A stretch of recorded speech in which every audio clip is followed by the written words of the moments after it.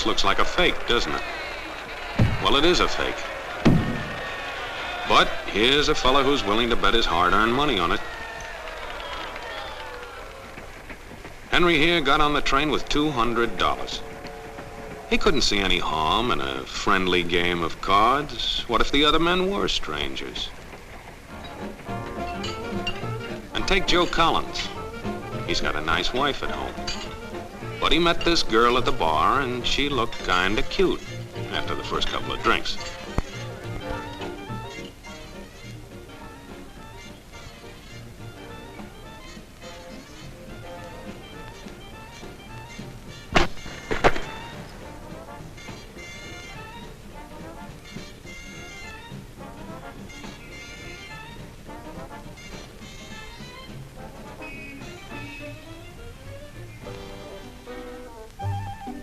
There's a good old-fashioned word for people like this. We call them suckers. And there are other people. People who stay up nights figuring out how to take away what they've got. There are all kinds of games and all kinds of suckers. Take Mike here, for instance. He's got everything, you might say. He's young, he's healthy, he's got a job. And he's got a country called America. It's a wonderful thing to have. America. Lots of room. Room enough to raise plenty of food. Big factories to make things a man can use. Big cities to do the business of a big country. And people. Lots of people. Enough to work the farm and build the factories, dig the mines, run the business. All kinds of people. People from different countries with different religions, different colored skins. Free people. They can live together and work together and build America together because they're free. Free to vote, to say what they pleased, go to their own churches, to pick their own jobs. Yeah, Mike's got something, all right. He's got America. But there are guys who stay up nights figuring out how to take that away from him. I want to give you the truth, folks. The truth about America. I know you've got a lot of questions. You want to know why you're not getting the breaks you deserve. Well, I'm not a politician. But I've made it my business to study these things, and I happen to know the facts. Now, friends, I'm just an average American. But I'm an American, and some of the things I see in this country of ours make my blood boil. I see people with foreign accents making all the money. I see Negroes holding jobs that belong to me and you. Now, I ask you, if we allow this thing to go on, what's going to become of us real Americans? I've heard this kind of talk before, but I never expected to hear it in America. This fellow seems to know what he's talking about. Yes, he knows all right. What's the answer? What are we real Americans going to do about it? You'll find it right here in this little pamphlet. The truth about Negroes and foreigners. The truth about the Catholic Church. Now, friends, these books are free. Paid for by real Americans who want others to know the truth. Excuse me, young man, but are you actually going to read that stuff? Sure, why not? You heard what he said, didn't you? Yes, I heard. But do you believe in that kind of talk? I don't know, makes pretty good sense to me. I'm speaking to you as an American. And I tell you, friends, we'll never be able to call this country our own until it's a country without. Without what? Yeah, without what? Without Negroes. Without alien foreigners. Without Catholics. Without Freemasons. You know these people. What's wrong with the Masons? I'm a Mason. Hey, that fellow's talking about me. And that makes a difference, doesn't it? These are your enemies. These are the people who are trying to take over our country. Now you know them. You know what they stand for. And it's up to you and me to fight them. Fight them and destroy them before they destroy us. Thank you.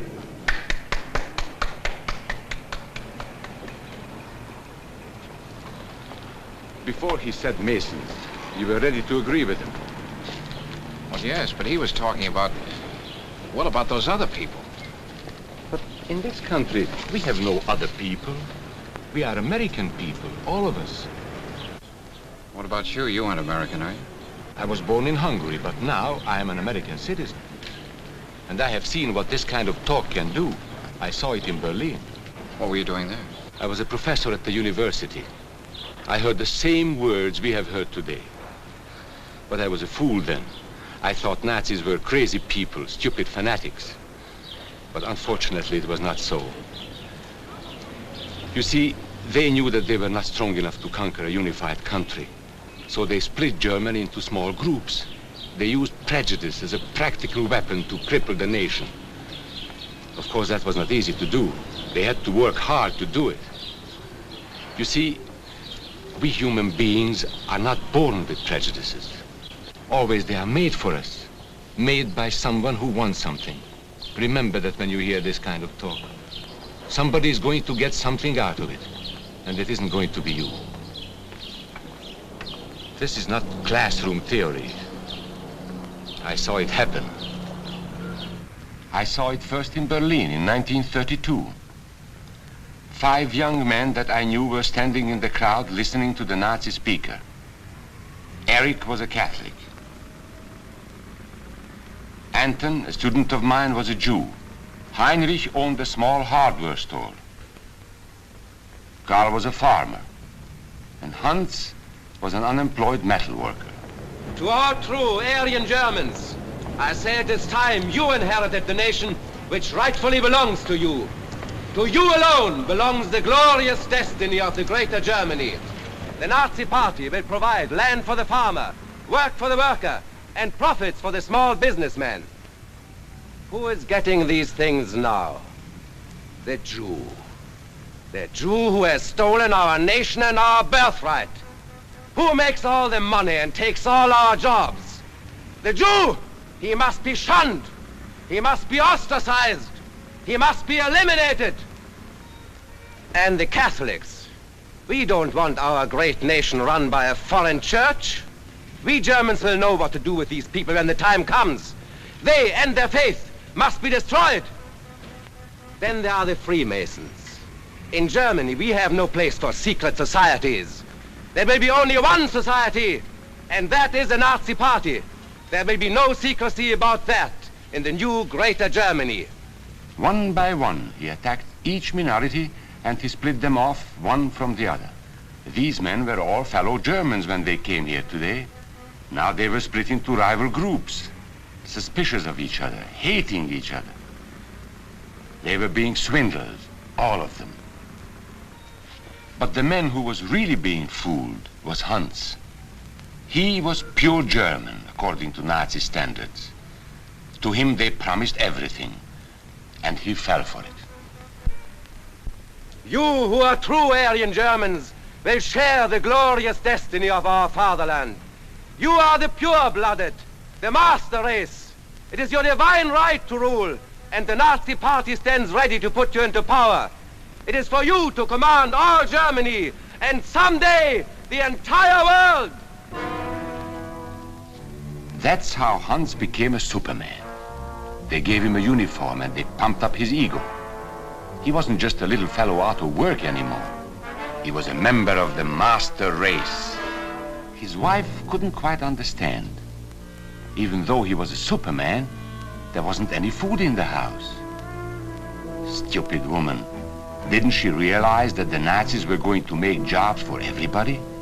There would be plenty of food and clothing and a new house. Everything they wanted.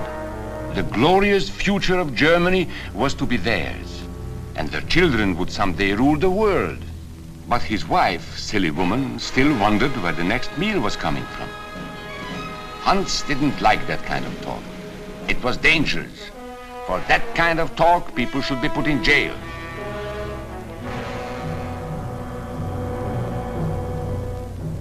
Hans had swallowed the bait all right. And these were the men who baited the hook. Why? So that Hans could come to power?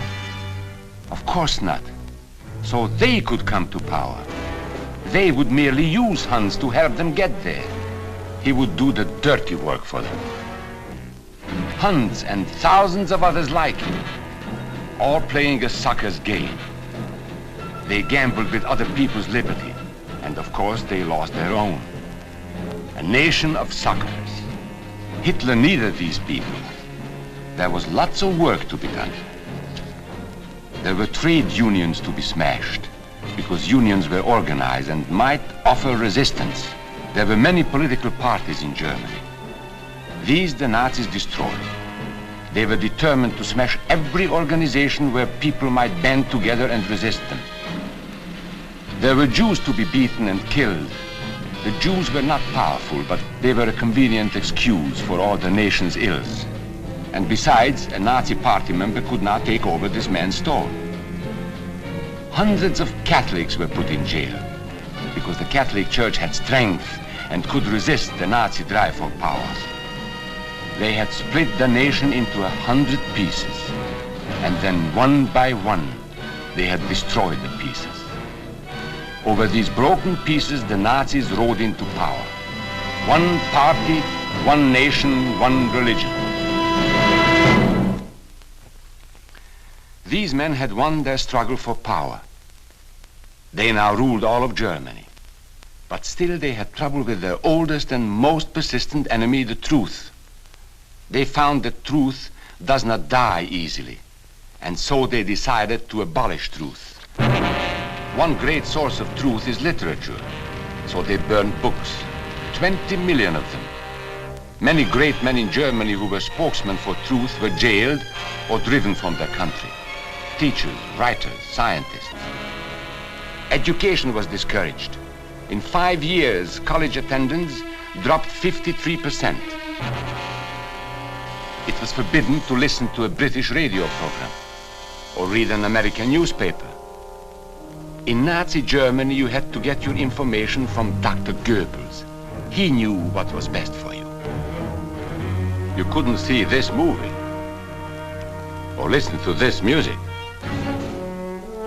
And you couldn't watch Joe Louis fight because the champion had black skin. He disproved Hitler's theory of Nordic supremacy. Albert Einstein, one of the world's great scientists, disproved that theory too. He was non-Aryan, so he had to leave Germany. His mind was dedicated to the search for truth, and the Nazis, having sold a lie, were most afraid of truth. The church was one force in Germany still strong enough to proclaim the truth in public. No doubt is possible that we Christians are in a grave battle. Against us stands a faith out of blood. The battle signals range from cool repudiation to hate-filled causes. Weapons are used that centuries have dulled. The aim of this battle is to dislodge Christianity from our fatherland. This Catholic priest was arrested the following day on charges of immorality. The Protestant church also continued to try and fight for truth. He who desires liberty for himself cannot deny it to others, lest he lose what he has gained.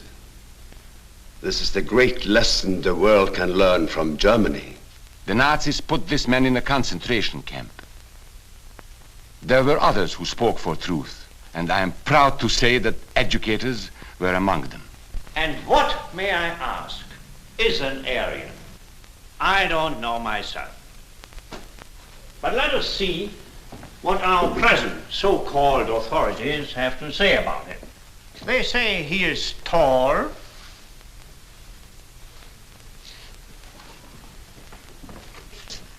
slender,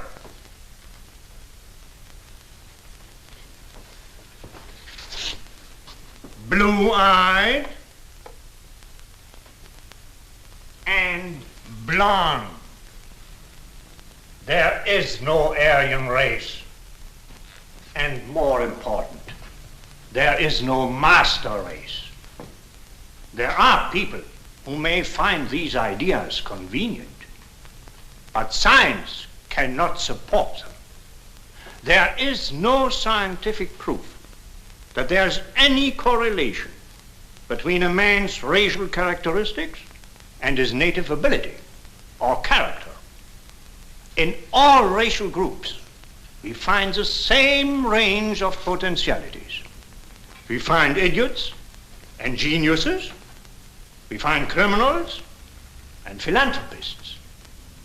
We must judge each man as an individual and not by the color of his skin or his eyes or by the length of his nose.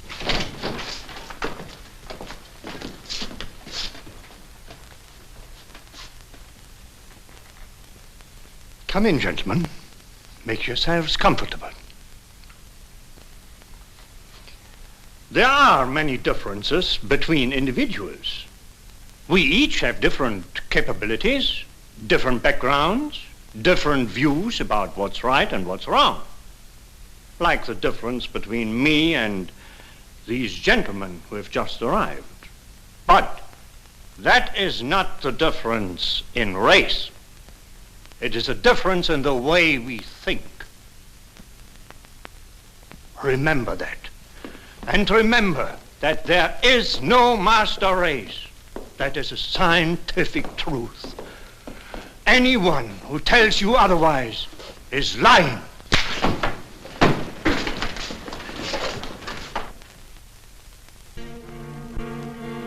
And so for all practical purposes, truth had been abolished in Germany. A lot of my German friends wondered what had hit them. How did it happen? Where did it start? It started right here. And this was where it could have been stopped. If those people had stood together, if they had protected each other, they could have resisted the Nazi threat. Together they would have been strong. But once they allowed themselves to be split apart, they were helpless. When that first minority lost out, everybody lost out. They made the mistake of gambling with other people's freedom. Now let's see how those bets paid off. Karl the farmer was gambling on a better life for himself. What he got was extra hours of back-breaking work, as much as 100 hours a week. He was forced to stay on his land and produce what he was told to produce, because now Hitler was preparing for war. For Heinrich, who owned a hardware store, the bet didn't pay off either. 104,000 small businesses were closed in 2 years. And for Hans, conditions hadn't improved any. He had a job now in the munitions factory, but he worked long hours for little pay. The working conditions grew increasingly bad. And even though he didn't like the job, he wasn't permitted to leave it. There still wasn't enough food in his house. Hitler said you couldn't have butter and cannon. So Hans couldn't have butter. And when Hitler decided the time was right, Germany went to war. Not by declaring war, but by a carefully prepared sneak attack. Once again, Hitler needed Hans to do his dirty work. Hans was an expert at brutality by this time. And Hitler had decided to use Hans and his brutality against other peoples, the Czechs, the Poles, the French, the Russians. But in the crucial test of war, Hitler's race theories didn't pay off. His pure-blooded supermen were defeated by the mongrel armies he despised. By the British at El Alamein.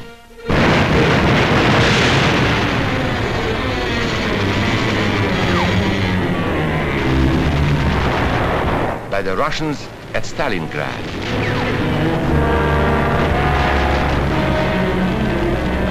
And then on D-Day by American soldiers of every color and religion who smashed across the Normandy beaches and drove on through to the heart of Germany. For the misguided Germans who had swallowed the Nazi bait, the Nazi game did not pay off. The continent of Europe was strewn with millions of German bodies. Pure Aryan bodies. Karl, the farmer, was left in the snow outside of Moscow. Heinrich stayed in Italy at Salerno. And Hans, who was going to rule the world, got only a little patch of Normandy that he could call his own. We must never let that happen to us or to our country. We must never let ourselves be divided by race or color or religion, because in this country we all belong to minority groups. I was born in Hungary. You are a Mason. These are minorities. And then you belong to other minority groups too. You are a farmer. You have blue eyes. You go to the Methodist Church. Your right to belong to these minorities is a precious thing. You have a right to be what you are and say what you think, because here we have personal freedom. We have liberty. And these are not just fancy words. This is a practical and priceless way of living. But we must work at it. We must guard everyone's liberty, or we can lose our own. If we allow any minority to lose its freedom by persecution or by prejudice, we are threatening our own freedom. And this is not simply an ideal. This is good, hard common sense. You see, here in America is not a question whether we tolerate minorities. America is minorities. And that means you and me.